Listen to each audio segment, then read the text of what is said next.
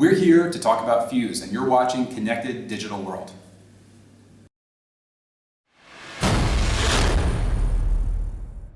Fuse from EA and Insomniac Games is about to be released. We recently got some more hands-on time with the game and had the opportunity to once again interview Ted Price from Insomniac. In this, we look at a number of the new features and a number of the changes since the last time we interviewed Ted, and there's quite a lot of new gameplay footage in there too. Enjoy! We call it Fuse, living matter recovered from an L6 classified event in the early 20th century. It's volatile, unpredictable. It took almost half a century just to figure out how we could stabilize it long enough to test. And when we did, we found that the military applications were limitless. And now it's in the hands of a rogue military contractor. Raven is in possession of technology light years ahead of the rest of the world, and they wouldn't have stolen it without a plan. So the target inside the nucleus was the source. What can Raven do with it? Anything. Fuse uses subatomic resonance to radically augment any element it binds with. The result is oftentimes violent. We need to recover it. Now.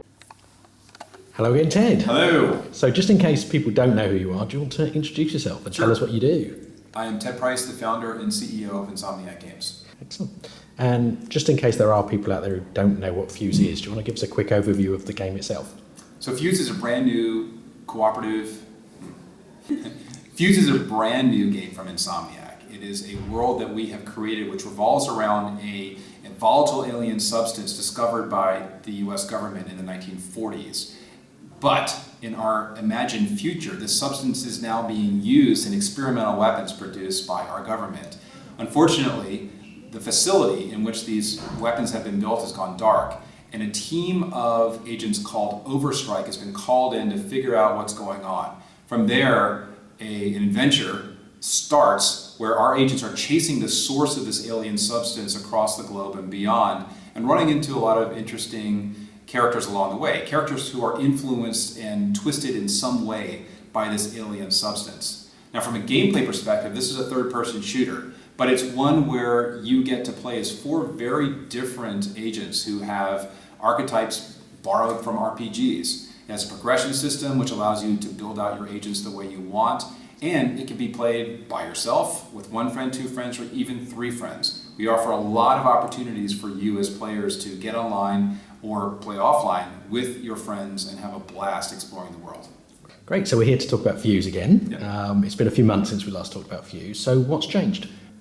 We've actually added quite a bit to polish the game as we have headed towards release. One of the coolest things that I feel has been added to the game are combos for all the weapons. And from the very beginning, our goal was to make sure that we created weapons that could be combined in interesting fashions, but we hadn't been calling it out on screen. Now when you play the game, you will see big call-outs whenever you combine 2, 3, or even 4 weapons and resulting experience point bonuses. What this does is encourages teamwork even more, so that when you, as a team, create a chain of events that takes out multiple enemies, there are big experience points popping up and lots of labels, and this ultimately helps you as you're moving through the progression system. So there's quite a lot of combinations that are available. Do you want to tell us how many and a little bit about that? There are almost 60 different combinations that we call out in the game. So you can be, for example, firing the arc shot through Dalton's mag shield to trigger a warp chain which then shatters a bunch of crystallized enemies. Like that's a fairly complicated combo, but that's the kind of thing you can pull off as you are moving through the game. And usually things are happening so fast, there are combos happening all around you. And that's for me, one of the fun aspects of the game, and I'm kind of a collect-a-thon sort of guy, so I like to see how many of the different combos I can pull off by leaping into the different characters and experimenting. Isabel, Fuse has shown you who you really are. The warden is in intensive care. Doctors aren't sure I'll last the night. Bastard shouldn't have put his hands on me then. Broken little shit, you know that? You are never getting out of here. You alright? Yeah. And the leaping is certainly a different thing than people are usually used to playing in a game. So do you want to tell us a little bit about that? Sure. Early on when we decided to have 4 different archetypes in the game that were based on sort of RPG archetypes like the tank, the crowd control specialist, the AoE specialist, the distant damage specialist. It started working really well from a pure gameplay perspective. But because we knew that people would be playing by themselves, or occasionally with one or two friends, we saw an opportunity to have a different experience than most third-person shooters offer. And that experience was to leap back and forth at will between the different characters. What this does is it opens up a lot of combat possibilities and different strategies that players can employ as they are moving into these very heavy battlefields.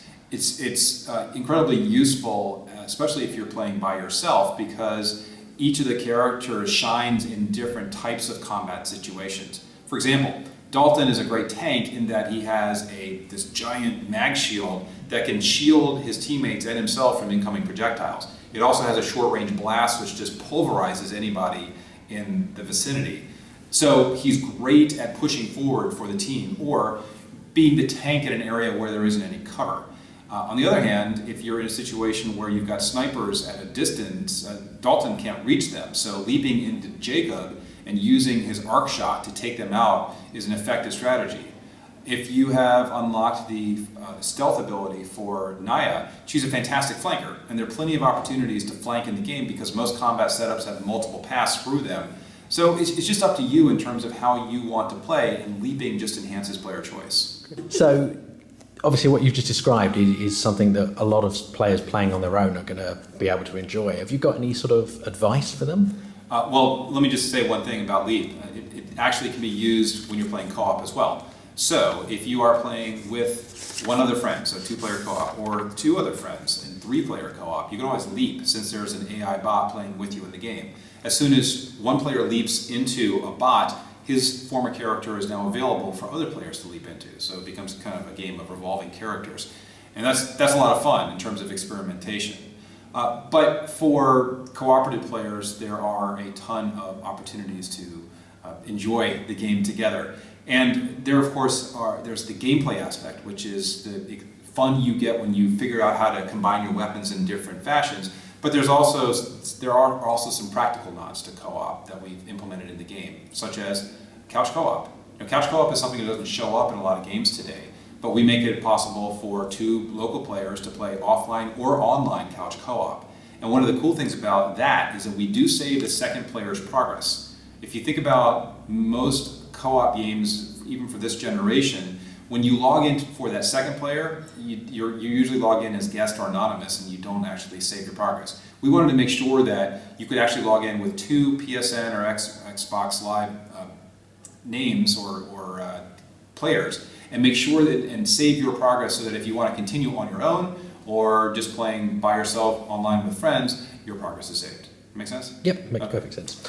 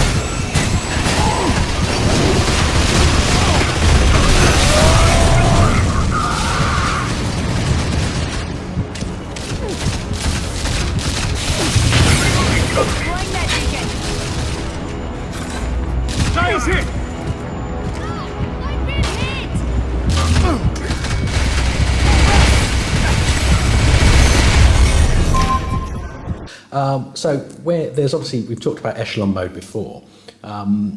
What's changed since the last time we talked about? Echelon has become more refined. I think that we have looked hard at how difficult the mode is, and it is difficult, and figured out how to tune it so that it continues to have a high difficulty level without being frustrating. A good example of that was back in January when we were touring with the game. We had infiltrators in the Echelon mode. They are characters that go invisible and they'll sneak up on you and put you in a choke, and your friends have to rescue you. At times when you are flooded with infiltrators, it can be incredibly difficult because back in January you couldn't get out of their chokeholds. Now we have a little mini game where you can actually, by tapping the right speed, you can get out of their chokehold, so you can ultimately save your team if everybody is in a chokehold and you manage to get out. Great. And you That's can, just one minor example. and you can also take the experience points you gain in Echelon and use them in the main campaign? So a key aspect of the game is that the progression system in it is unified. That means that any progress you make in the story-driven campaign is reflected in the Echelon mode, and vice versa. So let's say that I start a game and I play through the first couple levels and I want to try out Echelon. I jump into this other very battle-driven mode and my characters come over leveled up the same way I've leveled up in the story-driven campaign. When I play Echelon for a while and earn more experience and maybe earn a couple skill points, that comes back with me into campaign when I start up when I go back to continue my campaign. So that unified progression system creates a more coherent experience for players who do like jumping back and forth between modes. Great. And we talked about skill trees last time we chatted. You said to me earlier on that the skill trees have been simplified. So do you want to explain what you've done and what the rationale behind that was? When we decided to put a progression system into the game, which was early on, it was kind of like being in a candy shop. We chose tons and tons of different things that we could do for the characters, and a lot of the skills and buffs that we came up with were just minor tweaks to abilities or to player strengths or weapon loadouts. And we realized that a lot of what we had chosen were not meaningful to players. So we actually slimmed down the skill trees to ensure that every point you spend is meaningful in some way to each of the 4 characters. Great. And there's obviously quite a lot of lavish locations throughout the world and out of the world. Do you want to talk a little bit about those? The game takes you to a lot of exotic locations, and we start you off in a ransacked bunker in the middle of the desert, but then we move you into a underwater location off the coast of China, eventually taking you to an exotic island where you have chased the source of fuse, which has been moving around. And then we keep on going and eventually take you out into space. But this reflects our love of exotic locations at Insomniac. We really enjoy coming up with different environments for players to experience as they move from level to level, because we believe that's important. We want players to wonder, what's next? Where's the next cool place I'm going to go? And we definitely deliver that in Fuse. And recently you made the demo available for Xbox Live and PlayStation. What was the reasoning behind that, and what's the reaction been? As a new IP, at the end of a console lifecycle, it's really important to give players a chance to experience the game. So we put out a demo on PlayStation 3 and Xbox, and we've had a really good response. We've had a lot of folks tweeting about it, a lot of folks sending us emails, posting on our forums, in our community, and explaining that the game is very different than what they expected, and much better than they expected. The issue that we've had is that we made a major tone shift at the end of 2011, where we went from a very campy, super stylized game to a game that has a more sophisticated sense of humor. It's a little drier, it's a little bit more grounded, but it's still stylized. The assumption that people made was that we had gone super realistic and had based the game in the real world. That's not the case. So by putting out the demo, we're helping to dispel the notion that this is something other than an Insomniac game. Insomniac's DNA, our love of exotic weapons and out there stories and cool characters, definitely flows through this game, and you can see it even in the short demo that we have. And you guys are also running a rather interesting and unique contest at the moment, aren't you? We are running a cool contest. Fuse This is our attempt to give back to fans. Insomniac is contributing $5,000 to the top 4 entries we receive in this contest. And this is where players or fans get to take the assets that we provide or assets that they have the rights to and create their own Fuse video. And at this point, the deadline for submissions is passed. But players are now voting and fans are now voting on their favorites. And in a few days, we're going to reveal the top 10, and Insomniac is going to pick the grand prize winners. Excellent. And you also recently announced the composer for the music being Boris Sachal. Yeah. What made you choose him, and how did you go around actually selecting someone to do the music? Well, Boris is a longtime friend and collaborator of Insomniac's. Boris actually wrote the music on Resistance. So We felt that he was someone who gets our style in terms of the kind of worlds we create. And Boris did a great job of understanding our vision for Fuse and came in and really, I think, has made the levels come alive with his orchestral approach to the music in the game. Any plans for DLC? We're just focusing on getting the game out there right now. And any reason why you guys not produced a Wii U version? Well, I have said already that we don't have the bandwidth to focus on anything right now but the Xbox 360 and the PlayStation 3 version. And when's the game out? The game's coming out May 31st here in Europe. Thanks very much, Ted. Pleasure.